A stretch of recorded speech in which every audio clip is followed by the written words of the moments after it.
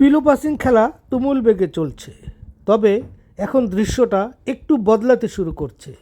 আস্তে আস্তে কমে আসছে খেলোয়াড়দের সংখ্যা, আর তার সাথে সাথে বেড়ে যাচ্ছে সবার খেলা চলতেছে আর সতর্কতা। এখন আর কেউ আগের মতো হাসতে হাসতে খেলছে না, হাসির ভিতরেও ঢুকে পড়েছে এক ধরনের হিসাব। কারণ সবাই এখন চাইছে নিজেকে জয়ী করতে, নিজেকে শেষ পর্যন্ত ধরে রাখতে। মিউজিক চলছে আর বালিশ ঘুরছে, কিন্তু আগের সেই বেপরোয়া গতি নেই। এখন আছে কৌশল। কৌশলে এখন তারা বালিশ দিচ্ছে। এই যে দর্শকও আছে, দর্শকরা খেলা দেখতেছে বসে বসে, তারাও আরাম পাচ্ছে। বালিশ দিতে দিতে অনেক সময় ফেলে দিচ্ছে, কারণ নিজের কাছে বালিশ কেউ রাখবে না। আবার দুই একজন আছে যারা হাঁটতে ইচ্ছা করে না, হারলেও মনে হয় এখানে থেকেই যায়, এই খেলাটা যেন কখনো শেষ না হয়। তাই তারা উঠতে চাচ্ছে না, তাদের মনে ইচ্ছা হচ্ছে কেন যে হারলাম, মনে দুঃখ নিয়ে দুই একজন উঠে যায় পরে, কিন্তু এই যে বসার চেষ্টা করেছিল, যাক শেষ পর্যন্ত উনি উঠে গিয়েছেন।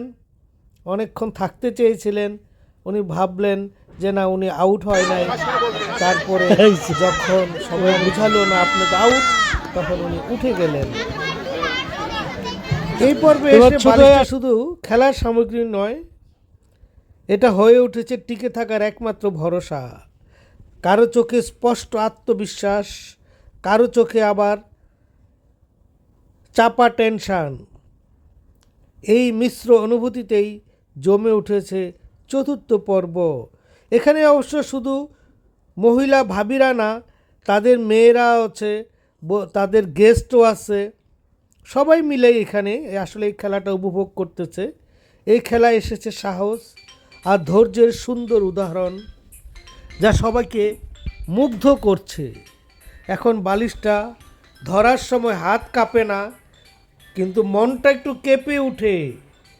মিউজিক যতই এগুচ্ছে ততই যেন সবার নিঃশ্বাস একটু ভারী হয়ে আসছে। এই পর্বে এসে সবাই বুঝে গেছে আর বেশি ভুল করার সুযোগ নাই।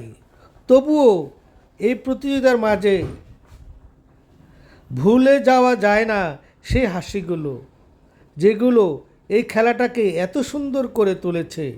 পিলো পাসিং এখন আর শুধু খেলা নয়, এটা হয়ে উঠেছে ধৈর্য, সচেতনতা আর উপস্থিত বুদ্ধির পরীক্ষা। চতুর্থ পর্ব মানেই শেষের আগের গল্প। দেখতে থাকুন আপনারা।